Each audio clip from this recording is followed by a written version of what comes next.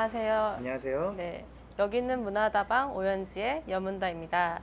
네, 7년째 홍대 클럽 등지에서 싱어송라이터로 활발하게 활동하고 계신 유을혜 씨 모시고 인터뷰 나눠보도록 하겠습니다. 네, 저는 싱어송라이터 유울이고요. 네. 홍대 등지 각종 클럽에서 공연을 7년 동안 활발히 해왔고, 최근 2015년 그린 플러그드, 네, 거기 뭐 타이거 JK, 윤미래, 다이나믹 듀오, 그리고 국가스텐, 아주 유명한 국내 최정상 뮤지션들이 섰던 아주 훌륭한 무대에서 저도 한 부분을 또 무대에 뛰기도 했었네요. 네, 아무튼 네. 저는 네, 싱어송라이터 유울혜입니다. 네. 네네. 네. 부끄러워라. 네. 그리고 한 7년 전부터 음악을 네, 시작하신다고 하셨는데 네, 어떤 네. 계기로 음악을 시작하셨나요? 저 같은 경우는 이제 그때 학교 생활을 하고 있었는데, 이제 내가 이 생활을 하면서 뭔가 너무 다람쥐 쳇바퀴 도는 삶을 살고 있었던 거예요. 그래서 너무 권태를 느꼈고, 삶에. 그래서 뭔가 좀 탈피하고 싶다 이런 생각에 기타를 치고 노래를 부르기 시작했는데, 취미로 시작을 했는데 우연찮게 기타를 치다가 노래가 써지더라고요. 노래가 써지니까 뭐지? 나는 배운 적이 없는데 노래를 쓰네? 이거는 뭔가 나한테 좋은 재능인가 보다 싶어서 노래를 여러 곡을 쏟아 보니까, 그래 맞아, 나 이게 내 길이구나 이런 걸 느껴가지고 이제 음악을 시작하게 됐었죠. 네. 7년 동안 인디 뮤지션으로 생활한다는 게 어려운 네. 일이잖아요. 네. 포기하고 싶었던 적이 없으신가요? 저는 지금도 그렇고 지금 이 인터뷰하는 이 상황도 그렇고 아침부터 저녁까지 항상 포기하고 싶은 생각을 해요. 정말 뭐 막 인터뷰라고 해서 뭐 저는 단 한 번도 그런 적이 없습니다 이런 게 보다, 반면에 저는 조금 매일 포기하고 싶다, 근데 버티자 이런 마음으로 벌써 7년을 버텨왔거든요. 그래서 항상 뭐 누군가를 만나더라도 내가 이 사람들한테 떳떳할까? 뭐 이런 마음이 아직 부족하다 보니까 좀 빨리 그만두고 뭔가 다른 걸 해하고 싶다 이런 생각을 매일 7년 동안부터 어렸을 때부터 해왔는데, 버티면 뭐가 되겠지 이런 마음에 지금까지 왔네요. 네. 앞으로도 멋지게 버텨볼 생각입니다. 네.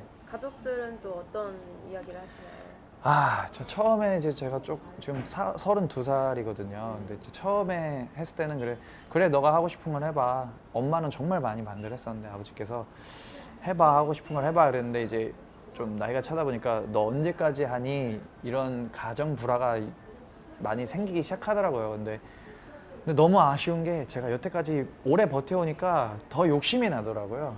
내가 진짜 여기서 포기하면 그동안 버텨온 게 너무 아깝다. 스트레스 받아오면서 버텨온 거. 좋아하는 거 하나를 하려면은 다른 좋아하는 그 차등으로 좋아하는 9가지를 포기를 해야지 할 수 있는 거거든요. 정말로.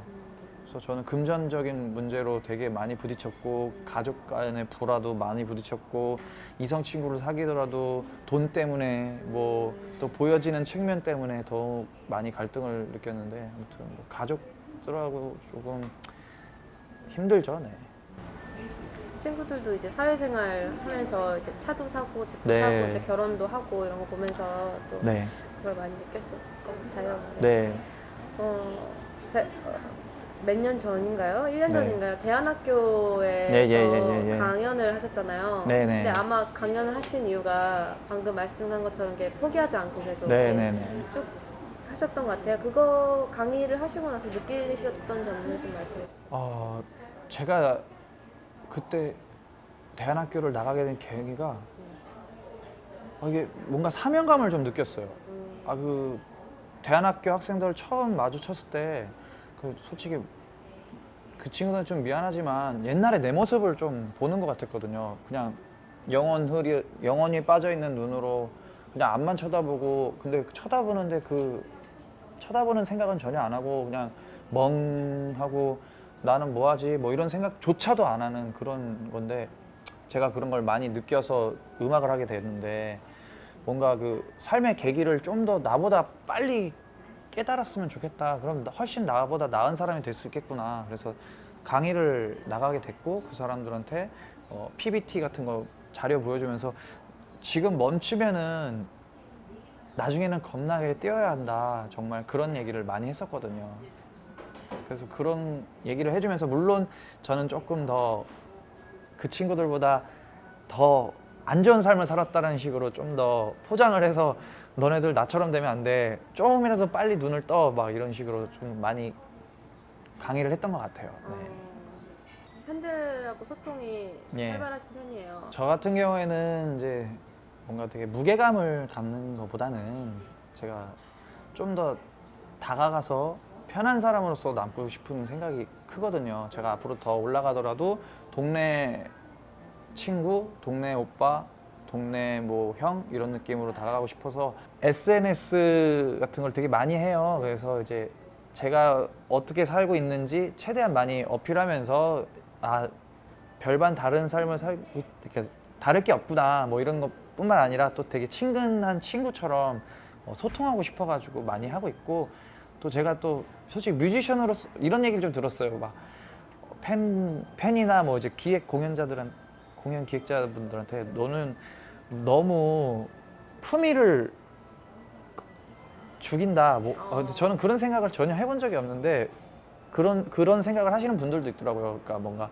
음악을 하는 사람으로서 뭔가 그 뭐랄까 무게감이 어느 정도 필요한데 그래야지 또 노래가 더 포장되고 그런데 또 음악은 또 음악이고 저는 또 저이기 때문에 또 나라는 사람도 좋아해주고 내가 만든 음악도 사랑해줬으면 좋겠다는 마음에서 저는 좀 더 오픈하고 살고 있어요. 네. 좋아하는 가수분이 있을 거예요. 아마 동경했던 가수들? 저 같은 경우에는 외국의 오아시스라고 아시는지 모르겠는데 영국 네, 영국 브리팝의 아주 큰 위치라고 얼마 전에 이제 해체를 했지만 오아시스를 정말 좋아하거든요. 그 멘탈도 되게 남한테 보여지는 그 측면 전혀 생각 없이 자기 음악 꾸준히 하면서 들으려면 들어라 이런 느낌의 정말 그런 모습이 노래도 물론 완벽하고 정말 좋고 또 멘탈도 되게 강하고 정말 근데 오히려 세게 나간 그 모습이 또 동경하게 되더라고요. 나는 항상 막 남들한테 보여지는 게 겁이 나서 조심스러운데 또 한편으로는 참 그런 것들이 동경의 대상이 된 것 같네요. 네. 작곡 작사를 다 하시잖아요. 네. 어떤 분들은 이제 이걸 딱 영감이 왔을 때 반짝했을 때 쓸 때 네네네네. 꾸준하게 쓰시는 분도 있는데 어떤 편이세요? 저는 이런 편이에요. 새벽에 주로 글을 좀 많이 써요. 네. 다이어리처럼. 근데 이제 손글씨는 쓰진 않고 텍스트로 이제 메모장이라든지 이런 걸 많이 남겨놔요. 저장을 해서 그런 것들이 감이 왔을 때 많이 써두는 편이에요. 미리 쟁여놓은 것들이 나중에 멜로디가 이제 기타 치고 노래 부르는 멜로디가 생겼을 때 정말 많은 패턴의 가사들이 있을 거 아니에요. 거기에 어울리는 것들을 이제 접목시켜서 노래를 완성하는 편이에요. 네. 본인 노래 중에서 가장 좋아하는 곡이 어떤 곡이세요? 제가 제일 좋아하는 노래는 그 작년 8월 달에 냈던 노래인데요. 별의 아이라는 곡이거든요. 근데 그 노래를 사실 못 낼 뻔했어요. 낼 수가 없었던 이유가 그 노래 가사의 구절이 사실은 작자 미상의 시였거든요. 너에게 띄우는 글이라는 작자 미상의 시였어요. 그래서 작자 미상의 음반을 내려면은 뭐 어떤 기관을 통해서 뭐 얼마의 돈을 지불하고 뭐 이렇게 해야 되는데 제가 그렇게 할 형편도 안 됐고 그래서 내지를 못하고 있었는데 진짜 한 5년 정도인가 6년 정도 그분을 찾으려고 수소문을 대단히 많이 했었거든요. 그 시 작자 미상의 시로 알려졌는데 추적 끝에 그러니까 잘못 알려진 시인 이혜인 수녀님이 그 시를 지었다고 했는데 거기 카페에서도 본인의 시가 아니라고 했었고 그래서 작자 미상이라고 확실하게 나왔었는데 그 카페를 가서 추적 끝에 이건 제가 18살 때 쓴 시고 뭐 이렇게 어렸을 때 뭐 고등학교 때 썼던 시고 뭐 이런 글이 있길래 그 사람을 추적해서 뭐 아이디라든지 이런 거 여러 가지 추적해서 트위터라든지 블로그를 찾아냈어요. 그래가지고 그분이랑 연락을 해서 본인의 시가 맞고 그 스토리텔링을 들어보니까 그분의 그런 블로그의 성향이나 뭐 이런 걸 대조해 봤을 때 정말 그분의 시인 것 같은 거예요. 정말 알고 보니까 그분이 누군가를 위해서 이성을 위해 쓴 시가 아니라 정말 사랑하는 친구를 위해서 쓴 시더라고요. 그 시를 보고서 썼던 시고 그게 이제 작자 미상으로 알려진 건데 알게 돼서 그분과 협의를 해서 그럼 내가 이게 앨범을 낼 건데 음반으로 낼 건데 내도 되겠느냐 했는데 아 이게 오히려 또 예술적으로 가치가 승화되는 걸 더 좋다 해보자 이렇게 해서 작년에 드디어 내게 된 거죠. 한 6년 걸렸습니다. 네. 대단하시네요. 그래서 애착이 되게 많이 가요 그 노래가. 네. 대단하시다. 가사가 좋거든요. 네. 네. 그러면 네, 노래를 네네. 한 곡 들어보겠습니다. 네.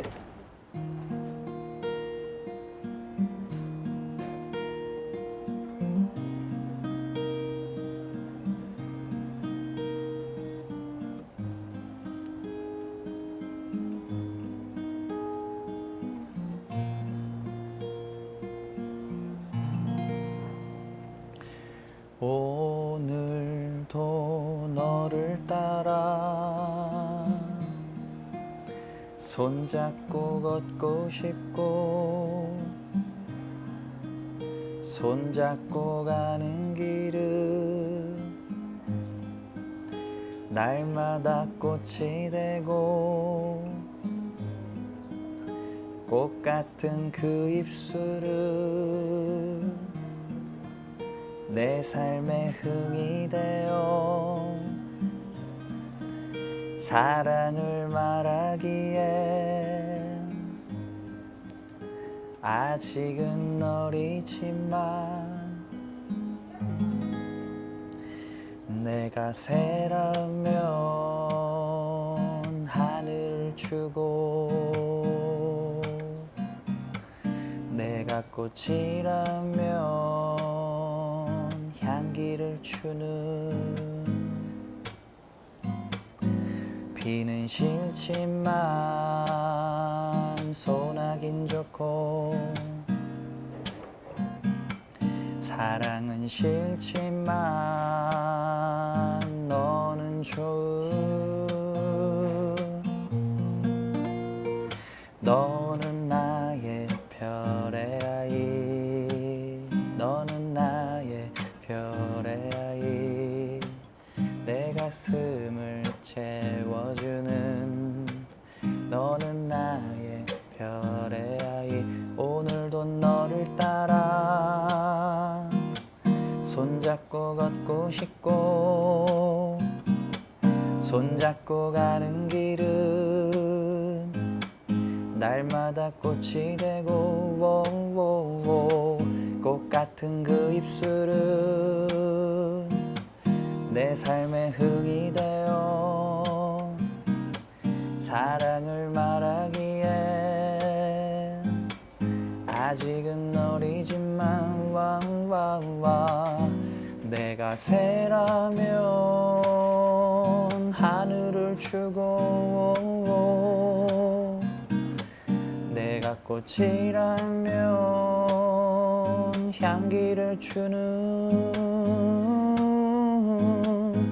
비는 싫지만 소나긴 좋고 사랑이라서 사랑을 주는 내 너는 나의 별의 아이 너는 나의 별의 아이 내 가슴을 채워주는 너는 나의 별의 아이 너는 나의 별의 아이 너는 나의 별의 아이 내 심장을 적셔주는 애